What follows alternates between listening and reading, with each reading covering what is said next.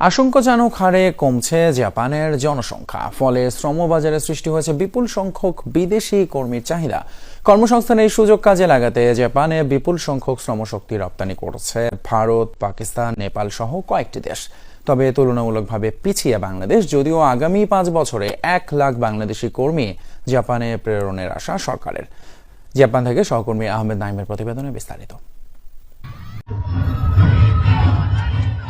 বিশ্বের তৃতীয় বৃহত্তম অর্থনীতির দেশ জাপান। প্রযুক্তি ও শিল্প খাতে বেশ খ্যাতি রয়েছে দেশটির। তবে বছরের পর বছর ধরে আশঙ্কাজনক হারে কমছে দেশটির জনসংখ্যা, যার ফলে শ্রমবাজারে তৈরি হচ্ছে চরম ঘাটতি।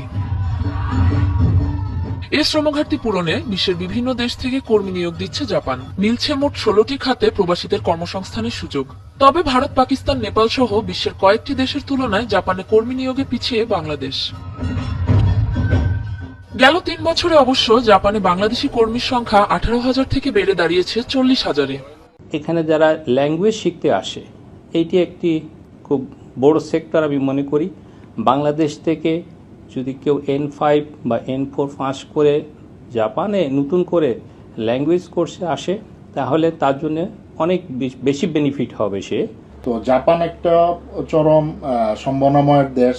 আপনি অন্যান্য দেশের তুলনায় এখানে খুব তাড়াতাড়ি আপনার সিটিজেনশিপ পাওয়া যায়। এখানে পিআর পেতে একটু সময় লাগে, 10 বছরের মতো লাগে, কিন্তু মজার বিষয় হচ্ছে যে এখানে সিটিজেনশিপ নেওয়ার জন্য পিআর নেওয়া বাধ্যতামূলক না। 16টা সেক্টর আছে। এই 16টা সেক্টরের মধ্যে 6টা সেক্টর বাংলাদেশে চালু আছে, যে পরীক্ষা শুরু হয়েছে রিসেন্টলি। আগে ছিল 3টা, এখন 6টা ডিপার্টমেন্টে পরীক্ষা শুরু হচ্ছে।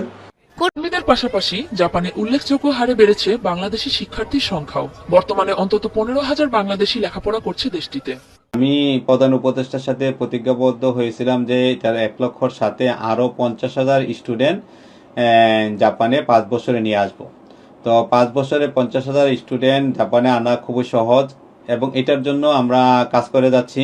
বাংলাদেশের তরুণরা যদি সঠিক গাইডলাইন পায়, মানসম্মত প্রশিক্ষণ এবং ভাষার দক্ষতা অর্জন করে, তবে তারা শুধু নিজের ভবিষ্যৎ নয়, সাথে সাথে দেশের অর্থনীতিতেও বড় একটি ভূমিকা রাখতে পারে।